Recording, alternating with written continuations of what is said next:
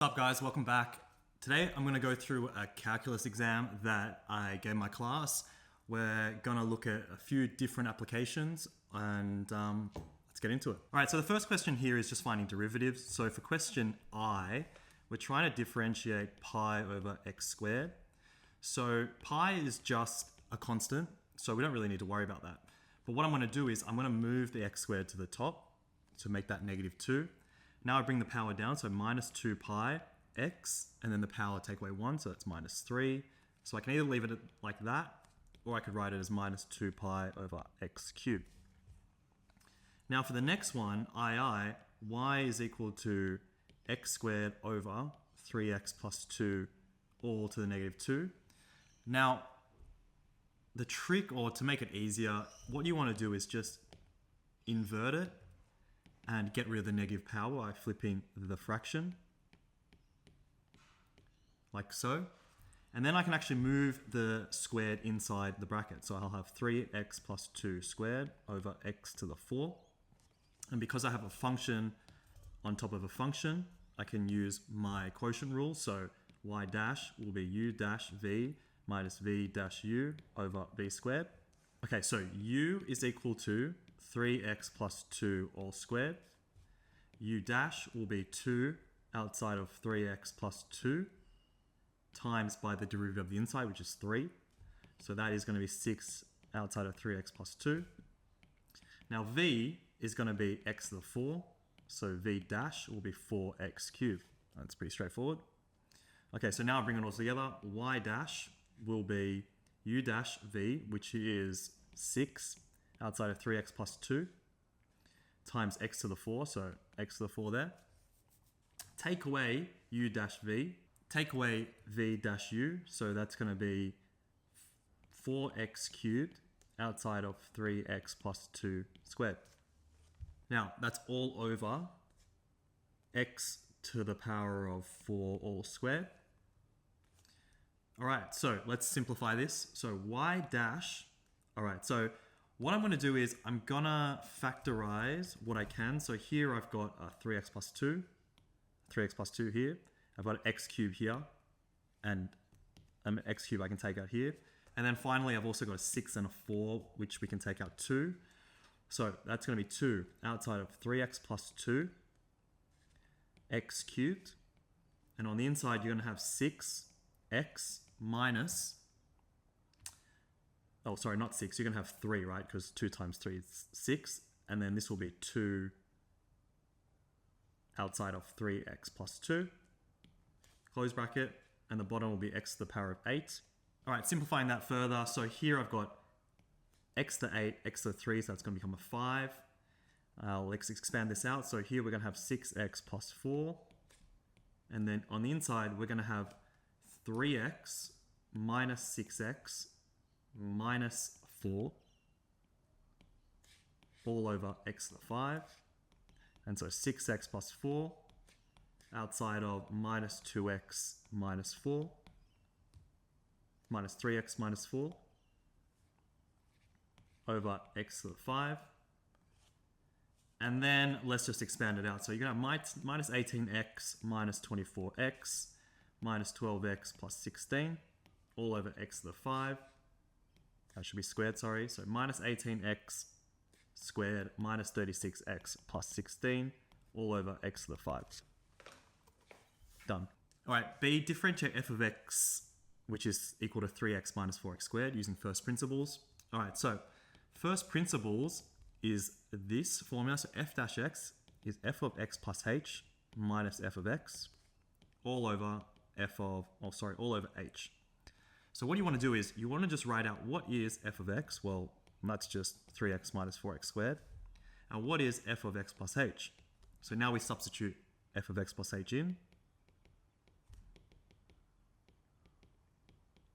Okay, like so. And what you want to do is just expand everything out. So 3x plus 3h minus 4 outside of x squared plus 2xh plus h squared. Okay, almost there. So you're going to have 3x plus 3h minus 4x squared minus 8xh minus 4h squared. And that will be your f of x plus h. Okay, so bringing this down to f dash of x will be what we just found, f of x plus h.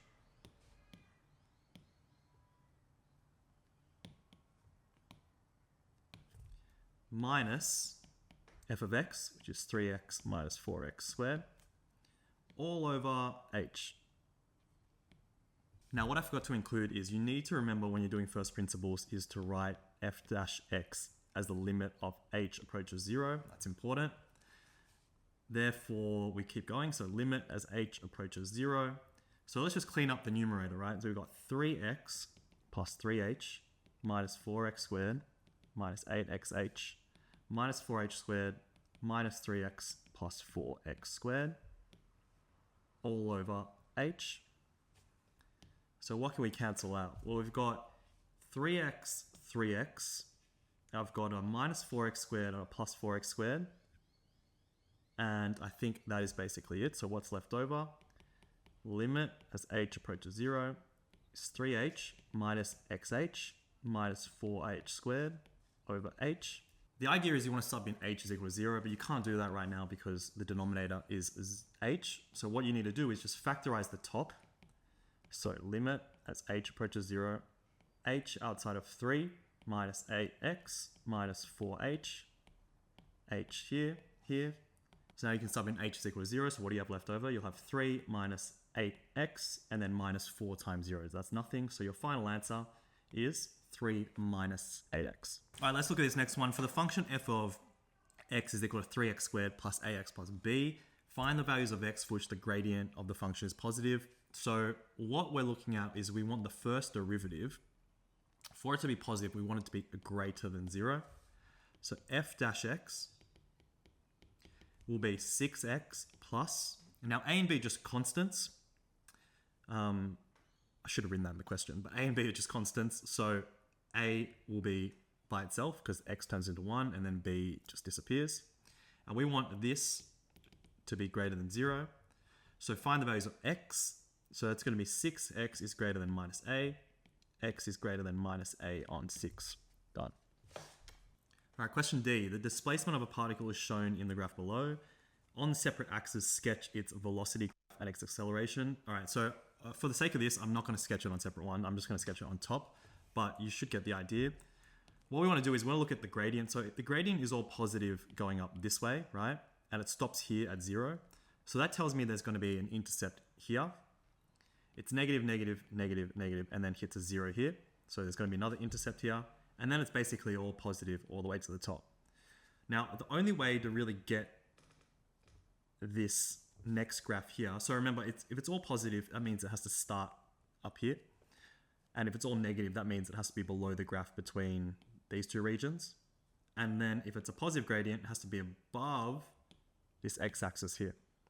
So I think the only way to really do this is going to be something that looks, well, not there, something that looks like this. Okay, so let's do that. That's going to be a parabola, like so.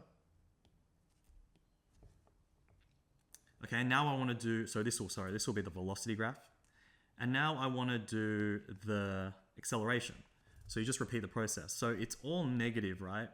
Let me get rid of this original one.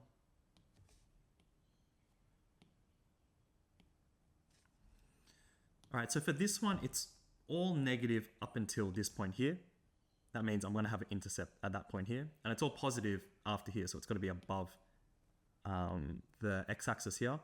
So you're only really going to have an intercept here, and that's going to be somewhat of a straight line, like that. So this will be your acceleration graph. All right, last question here. So fruit punch is poured into a bowl at a constant rate of pi on 3 cubic centimeters per minute. Given that the depth of the fruit punch is h centimeters, the volume of the fruit punch is given by this formula here. Find the rate at which the height h is increasing when the height of fruit punch is at 3 centimeters high. Okay, so for these related rate questions, it's always, in my opinion, easy to work out what you're looking for first. So we're looking for the rate at which the height is increasing. So that means we're looking at dh over dt. Now, we get given this fruit punch which is poured in at a constant rate of pi cubic centimeters per minute. So this here is dV dt. So I know I've got a dV dt. Now I just ask myself, dH over dt is equal to dV over dt times what? So what am I going to have to multiply it to give me that fraction? Well, I know I have a dt at the bottom, so that means this dt has to stay. And I know I have a dH at the top, so that means I need a dH up here. So I need a dH here. And because there's no dVs in the dH over dt, it must be a dV on the bottom, because these need to cancel out. So I've got this one here. That means I just need to find this one here, dH on dV. So what do? I look towards this volume equation here, and I notice that it's got V's and H's. So I know that I need to differentiate that. So dV over dH, well, what would that be? Well, because pi on 6 is just a constant, I only need to differentiate the inside. So pi on 6 is on the outside, 36h minus 6h squared is on the inside. Let's just simplify that. So 6 and 36 goes 6 times, so I'm going to be left with 6 pi h minus the 6 and 6 will cancel out here, so I'll be left with pi h squared. So dV on dH is 6 pi h minus pi h squared. But I want a dH on dV, not dV on dH. So all I need to do is just switch that around, flip it, which will be 1 over 6 pi h minus pi h squared. Okay, now to bring it all together. All right, I've just moved our dH on dV to the left-hand side, so we have a bit of room. So dH on dt is dV on dt, which is pi on 3, times by dH on dV, which is 1 over 6 pi h minus pi h squared. And I want to know what's the change in height over time when the height of the fruit punch is 3 centimeters high. So I just need to substitute h is equal to 3. So pi on 3 times 1 on 6 pi of 3 minus pi 3 squared. So that's pi on 3 times by 1 over 18 pi minus 9 pi. So what's that? That's going to be pi on the top, and you'll have 3 times 9 pi. Pi's cancel out, so this will be 1 on 27 centimeters. All right, that's it. So I hope you enjoyed this video. If you have any questions, let me know in the comments. And if there's any other videos you want to see, just let me know. Thanks for watching. I'll see you in the next one. Peace.